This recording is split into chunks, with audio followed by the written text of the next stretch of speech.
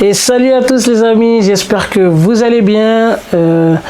Cette vidéo n'était pas prévue, mais je me suis dit je vais prendre juste la caméra, je vais allumer la caméra et on va discuter un peu et faire une petite prévention des risques du métier, parce qu'il faut savoir que le métier d'électricien, c'est pas un métier... C'est un métier à risque, surtout si on ne prend pas les précautions nécessaires et pour se protéger au maximum. Et aussi, je vais vous présenter ce petit objet. Voilà. Et à la fin de ça, je vous raconterai une anecdote qui m'est arrivée sur le chantier. Du coup, restez connectés. Et toi qui me regardes, si t'es pas abonné, t'attends quoi? Abonne-toi et laisse-moi un pouce bleu et partage au maximum pour me faire connaître. Moi, ça me fait plaisir. C'est ma passion. Ça me fait plaisir de la partager avec vous. Alors, du coup, on commence de suite. Et là, pour vous dire, je vous apprends rien, parce que faut savoir, le courant électrique, il est invisible. Ça, je l'ai pas inventé, je vous apprends rien du tout. Mais il faut savoir que il faut se protéger avant de travailler. En tant qu'électricien, souvent tu vas travailler hors tension. C'est pour ça, et là, pour travailler, tu dois tout couper, te mettre en sécurité avant de travailler.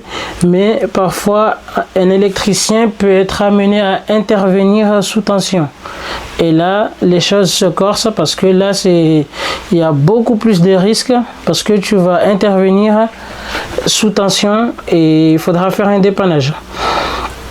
Et d'où ces petits objets que je vais vous présenter. Et munissez-vous des bons matériels.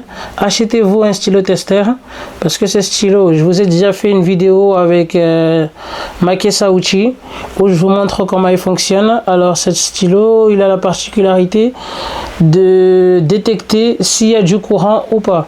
Par exemple, il y a un câble, tu sais pas s'il y a du courant, tu veux intervenir dessus, tu as juste à l'allumer ici, tu le passes à côté. Si jamais il y a du courant, il va clignoter, il va sonner et tu sauras directement qu'il y a du courant.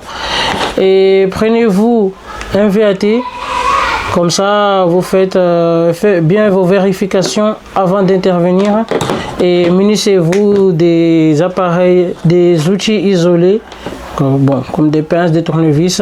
De toute façon, je vous apprends rien, ça c'est un truc mais c'est bon de les rappeler, parce que souvent on le fait pas. Souvent il y a plein de gens, ils interviennent, tout le monde se dit c'est facile et il le fait, alors que c'est pas bon. Et aussi, je vous ai dit, le courant, tu peux pas voir s'il y a du courant. À l'œil nu, tu peux pas le voir. C'est pas comme si aujourd'hui il y a une fuite d'eau, tu vas juste aller couper le robinet. Tu sais que la fuite d'eau n'est pas mortelle pour toi en soi, en elle-même, parce que si tu la vois, tu vas couper et tu vas procéder aux réparations. Alors que le courant électrique, tu le vois pas, il suffit juste que tu touches un fil où il est invisible, tu peux pas le voir. Et le courant électrique ne pardonne pas. Et d'un coup, tu peux le prendre, ça va super vite. Ça passe super vite. D'où l'importance de bien s'équiper et bien se mettre en sécurité. Alors, du coup, pour la petite anecdote que je voulais vous raconter, qui m'est arrivée sur le chantier il y a déjà... Bon, ça remonte déjà plusieurs années. Mais je voulais vous la raconter parce que je ne l'avais jamais dit à personne. Alors, il faut savoir que quand j'étais sur le chantier, on travaillait sur un grand bâtiment de plusieurs étages, et moi, ce qu'on m'avait dit de faire, j'étais missionné d'aller, parce que dans chaque bâtiment, dans chaque étage, pardon, il y avait des petites dépendances. En fait, il y avait des longs couloirs et à côté, il y avait juste des dépendances, juste à la sortie des cages d'escalier. Alors, ces dépendances-là, moi, je devais aller installer des détecteurs de mouvement. Comme ça, parce qu'en fait, dès que tu ouvres la porte pour entrer sur les dépendances, ça commande directement l'éclairage. Et il faut savoir qu'il y avait déjà des éclairages installés dans ces dépendances-là, mais c'est des éclairages provisoires. En fait, ils étaient juste suspendus. Il y avait du courant, ils étaient juste suspendus. Et ces éclairages-là, ils étaient commandés par un disjoncteur sur le tableau directement qui était le long du couloir. Dans le local. Dans le couloir, il y a un local, tu ouvres les placards et tu trouves le tableau, là où il y avait les disjoncteurs.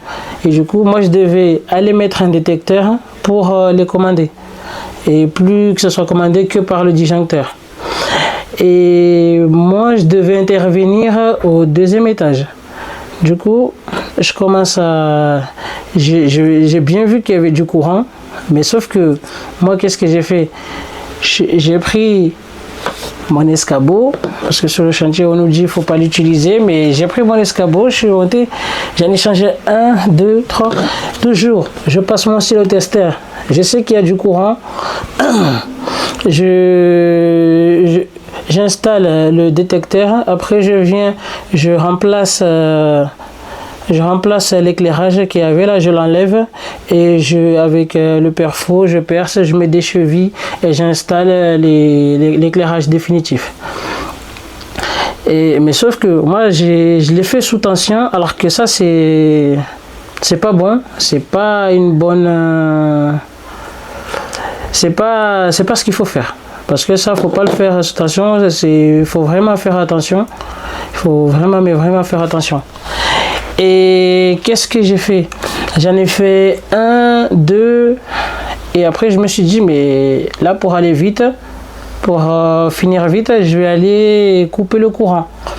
Mais sauf que le deuxième étage était commandé par un disjoncteur qui se trouvait au premier étage dans le couloir. Je suis descendu pour aller couper le courant, mais sauf que je suis parti couper le courant, j'ouvre, j'ai coupé le courant, mais j'avais pas ce petit objet comme ça. C'est d'où je vous ai dit là, je vais vous présenter ce petit objet. Après ça c'est un kit pour une consignation électrique. Et il n'y a pas que ça, il en existe plusieurs modèles, mais celui-là il fait partie de ce kit là. Celui-là, alors là, si j'ai un disjoncteur, oui, alors j'ai un disjoncteur ici. Alors celui-là, comment il fonctionne? Vous voyez, votre disjoncteur il est comme ça. Dès que vous le coupez, vous voyez, il y a 2 trous à côté là. Vous les voyez, il y en a un là, un de l'autre côté pareil. Et pareil, vous regardez ce petit objet à 2 petits pics là qui sortent de l'autre côté là. Alors, il faut juste l'ouvrir comme ça. Alors, voilà. Après ça fonctionne sur tous les disjoncteurs. Si j'y arrive, je vais y arriver. Ouais, il faut le coller comme ça. En fait, les petits pics, vous venez les enfoncer sur les petits trous qui sont à côté et vous le fermez comme ça. Et après là, vous mettez un cadenas. Vous mettez un cadenas et surtout vous gardez la clé, vous la donnez à personne parce que sinon, il n'y a que vous qui pourrez l'ouvrir pour amorcer ce disjoncteur. Là, il n'y a personne d'autre qui peut l'amorcer, à part s'il vient avec un marteau, il tape. Mais là, je vais trop loin, mais vous avez compris. Mais sauf que moi, j'avais pas ce petit objet comme ça pour condamner le disjoncteur. Alors, qu'est-ce que j'ai fait? J'ai fait un truc que plusieurs personnes le font sur le chantier, mais ça, c'est pas bon du tout. C'est pas bon du tout de le faire. Et sur ce coup-là, j'ai pris du scotch et je l'ai posé par-dessus le disjoncteur et j'ai marqué ne pas réamorcer. Je travaille dessus, vous avez compris. Je l'ai collé par-dessus. J'ai baissé et j'ai collé un scotch par-dessus et j'ai marqué. Et je suis monté au deuxième dans les petites dépendances et je commence à changer parce qu'il n'y avait plus de courant. Du coup, j'étais dans le noir, j'ai juste allumé une petite baladeuse à côté et je travaillais. Du coup, ça allait vite. Mais à un moment, déjà que... Parce qu'en fait, là, je faisais une une autre dépendance, mais sauf que j'avais déjà posé le détecteur. J'ai posé le détecteur, j'ai démonté l'éclairage. Pardon. Du coup, j'ai démonté l'éclairage provisoire qu'il y avait. C'est-à-dire que là, je me retrouvais, j'étais déjà dans le noir. Du coup, je ne peux pas savoir si on a remis le courant ou pas. Et je devais travailler je travaillais dans les... Parce qu'en fait, c'est comme une DCL.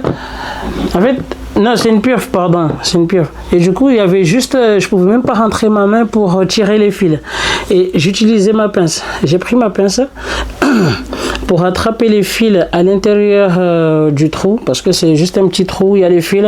Il faut les tirer, les descendre et après faire les branchements et à la fin les remettre à l'intérieur. Et du coup, je prends ma pince pour tirer les fils. Et je tire les fils. C'est juste la chance que j'ai eue, c'est juste je pouvais pas mettre la main. Parce que là je passe mon stylotesteur, il n'y a pas de courant. Je passe mon stylotesteur, il n'y a pas de courant. Mais sauf que je pouvais pas mettre ma main. Je prends ma pince pour tirer les fils. Je tire les fils. Et au moment où je déconnecte. Après, pour le reconnecter, je voulais mettre j'utilise ma pince et après je voulais les pousser. Je les poussais pour les rentrer dans le trou. Je les ai poussés avec ma pince. Mais sauf que entre temps, il y a quelqu'un qui est parti amorcer le disjoncteur qui était en bas. Mais sauf que moi je savais pas. Du coup, en mettant ma pince, j'entends un paf d'un coup. Et je sais pas ce qui s'est passé. Et là, sur le coup, même moi, j'ai failli tomber de l'escabeau. Mais heureusement, j'étais suspendu comme ça, juste avec ma main. Et là, quand je regarde ma pince, attendez, là, je vous montre. Regardez sur ce côté-là, tout au bout, là, il y a un impact. Il y a un petit point là, vous le voyez là. Ce point-là, c'est une châtaigne que j'aurais dû prendre. C'est le courant qui a tapé ici. Et là, sur le coup, moi, je sursautais et là, je suis descendu et je suis parti voir au premier étage et je vois que le bout de scotch que j'avais posé ici, sur le disjoncteur, pardon, il a été enlevé et le disjoncteur a été réarmé et l'armoire a été enclenchée. Et oui, l'armoire a été fermée, le disjoncteur a enclenché.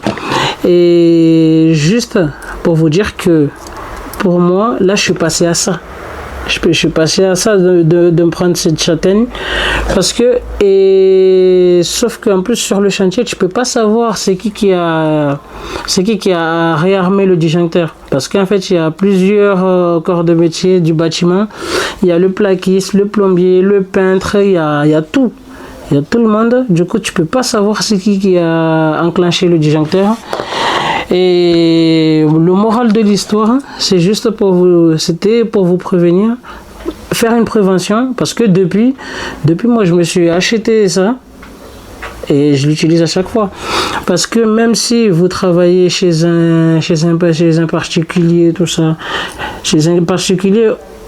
même chez un particulier, munissez-vous d'un truc comme ça, parce que ça coûte que dalle, ça vaut 3 euros, 4 euros, mais dans les 5 euros, moins de 10 euros en vrai, moins de 10 euros, et ça peut vous sauver la vie, un truc comme ça. C'est pour ça que je vous fais cette vidéo, juste pour vous raconter cette anecdote et pour vous dire que votre vie est précieuse et protégez-vous bien, munissez-vous des bons appareils, des bons équipements isolés, mais c'est votre santé et c'est votre vie. Du coup, ne la prenez pas à la légère et ne faites confiance à personne. Ne faites confiance à personne. Tant qu'il s'agit de votre vie, ne faites confiance à personne. Munissez-vous d'un petit kit comme ça, vous le mettez, vous prenez la clé, vous le mettez dans vos poches et vous êtes tranquille. Et même si vous mettez ça, quand vous intervenez, passez toujours un stylo ou un VAT, mais faites-le. Parce que des fois, tu peux trouver un truc qui a été piqué ailleurs, du coup, sur un autre disjoncteur, même si tu coupes le bon, mais tu n'es pas à l'abri d'avoir du courant qui traîne partout. Et c'était... Du coup, c'était ça le message que je voulais passer. Prenez des bons équipements, munissez-vous d'un petit kit comme ça, mais gardez-le, ça coûte que dalle, mais ça peut vous sauver la vie et ne pas prendre une châtaigne. Et parce que moi, depuis, regardez l'état de ma pince. Il y a un petit impact ici. Normalement, ça c'est moi, j'aurais dû le recevoir ça. Mais je ne l'ai pas reçu, mais j'ai appris la leçon. Du coup, c'est pour ça. Et c'est tout pour cette vidéo et pour cette anecdote.